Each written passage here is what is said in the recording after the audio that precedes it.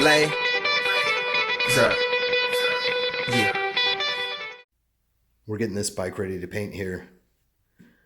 Used to be black. Now we're going to do this beautiful camo green. We've got some of a primer filler in here for some of the scratches and dings and dents. So that still needs to be done. Then we also have our crossbar sitting here. Sanded and ready to go. Got a first coat on it. Did realize after I had painted the majority of it, the area in the crossbar here still had a lot of gunk, grease, debris stuck up in here. Some of this looks dirty, but it's actually just kind of bad welding. So maybe not bad welding, but sloppy welding anyway. So we did some of this primer here. It's this product.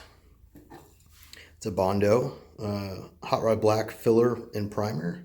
So this kind of fills up the scratches and stuff that you get from sanding and any divots or dents or run-alongs. This is going to be our frame color. We don't have the tank color here or the tank here. It still needs a little bit of work. And then we're going to clear coat the whole thing there. And it's going to be pretty sweet. Kane is in the building. Already the show goes on all night till the morning. We dream so long. Anybody ever wonder when they would see the sun up? Just remember when it comes up. The show goes on.